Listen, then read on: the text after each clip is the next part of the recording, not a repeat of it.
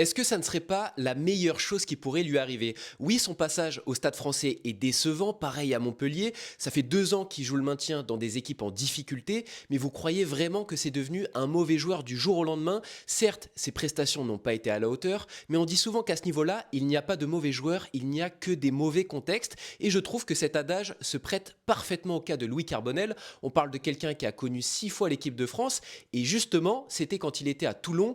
Il est parti du club dans des conditions un peu particulières, mais c'était pas du sportif. On parlait de problèmes avec l'entraîneur de l'époque, Patrice Colazo. Mais s'il y a bien une chose qui est sûre, c'est qu'il n'y a jamais eu de cassure entre les supporters et Louis Carbonel, qui est né à Toulon. D'ailleurs, à l'époque, les supporters avaient même lancé une pétition pour qu'il ne quitte pas le RCT. Louis Carbonel a besoin de confiance et on sait toute la passion et l'amour que peuvent donner les supporters du RCT à leurs joueurs, encore plus pour un enfant du club. Demi d'ouverture, c'est aussi un poste où personne ne s'est imposé, sans parler du gros échec d'Anne Bigard censé faire franchir un cap au club. Donnez-moi votre avis en commentaire, mais moi je trouve que ça serait un super mouvement.